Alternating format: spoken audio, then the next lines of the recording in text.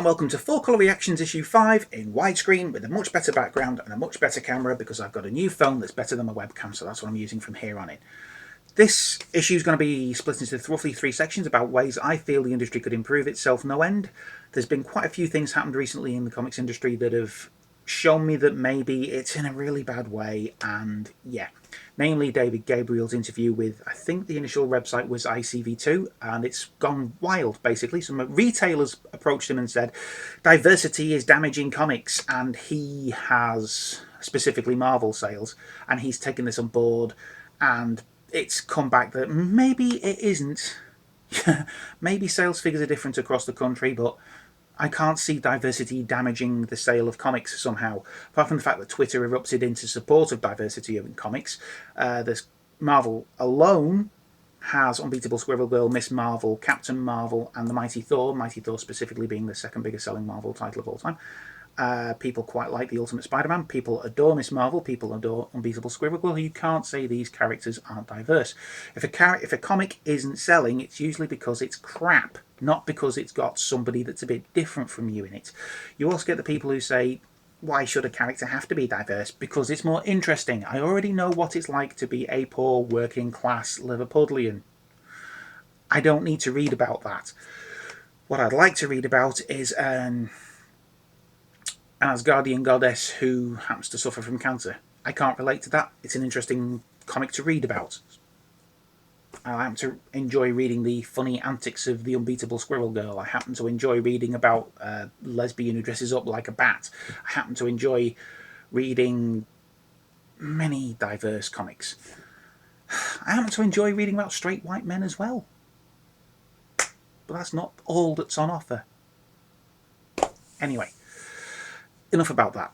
There's a little bit straight after the main body of the video, but just before the closing video, so stick around for that. It's a really happy bit to tag on the end of the slightly miserable middle bit. And yeah, hope you enjoy the video. There's more cracks in the comic industry than the model Spitfire your mum sat on.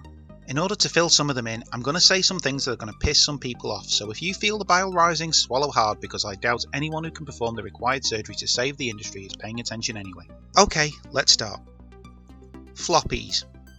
An overpriced snippet of a bigger story that you have to remember the thread of every month in between all the adverts. As a method of delivering information, it's like travelling around the world to peer through a keyhole at an IMAX screen half an hour before the film starts. They need to go. Shut up, they do. Shift straight to long-form comics. You can still put quite a few issues worth of floppies in one long form, so the workload and pay can stay the same for the creative team. If you really need your serialised fixed, then the digital is the way to go. Collect them physically at the end of the story arc.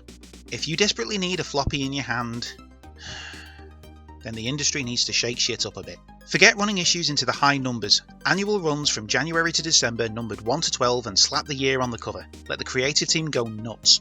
Could be 12 one and done stories, an epic 12-parter, or split it up any way they feel, but by 12 it's done. If the team want to stay on, great. If they don't, fair enough. 12 issues will sell better than an ongoing, as readers are more likely to stick it out for the sake of completion. Then you collect it in time for Christmas, in as many different formats as you like, and boosh, jobs are good. This model works for other companies, so it should work for the big two. Thing is though, the industry doesn't need the floppy format at all, just move to long form. Apart from it being a better way to tell a story, it doesn't sound so bloody stupid. Next! The really big two don't care about comics. They're just nostalgia pamphlets the subsidiaries keep churning out after they bought them and turn them into IP factories. This has led to good things and bad things, specifically in terms of cross-media exposure and advertising. 9 times out of 10 there's not a lot of sales made from the big comic adaptation coming out, despite them being multi-million-dollar adverts for the comic. Now, I have encountered a person stood in a bookshop trying to find comics about a Red Hulk, because their wee one saw him in the cartoon and that is awesome, but she shied away from the Superman stuff because the film was depressing. So the quality of the adverts needs to step up in some cases. Publish cheap 64-page specials for the cinemas. It's an extra incentive to go, it gets kids who see them wanting them, collectors will dive on them faster than Happy Meal tie-in, and everybody's happy. Comic shops could make deals with the local cinemas for standees, posters and paraphernalia. I've actually seen this, and it does work. Thus you get the cinephiles going to comic shops. I've known cinephiles buy comics. I've seen the effect a good bit of cross-media can have. If it's all done right, everyone benefits. But they won't, because no one can be arsed. And lastly, comics need to start thinking they are special. It's fucking silly. The format and the IP has become more important than the content and the unique qualities of the medium. Comics as a medium are not taken seriously by anybody but the ardent few, especially not the big two. The smaller publishing houses certainly take them seriously, but if they had the resources of the big guns, imagine what they could achieve. Let's face it, if Saga had had the marketing that Harry Potter did, we would have been arguing over who was going to play the lead in that movie by now.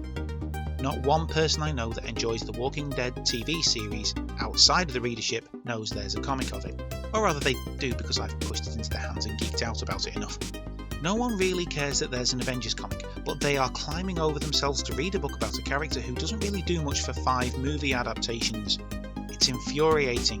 So what do I want? Comics to be on equal footing with other media, and that means they have to adapt and evolve and a lot faster than they're doing, and you, the reader, need to accept that the format is not as important as the content. Just a little segue, this is Lisa, she works in my local railway station, and she read you off the back of my recommendation. Great stuff, the videos are working, and yeah, great. She loved it, and now wants more. One down, 6,999,999 to go. Right, that's it for another video. I hope you enjoyed it. I'm really happy about Lisa buying Chew and enjoying Chew. I'm trying to get her to buy the rest of the trades, which she probably will anyway. So, thanks, Lisa. Yeah, I need to get a hot cup of coffee. I need to get some chocolate in me. I need to go and spend some time on the internet just mellowing out because my brain is exploding after spending about 5 hours processing all this. And yeah, I just want comics to be good.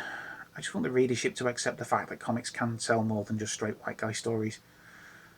I need the industry to pull its socks up, otherwise the medium is in danger of dying out because they insist on selling, like I said, overpriced nostalgia pamphlets that come out once a month and are full of adverts. End on an up note.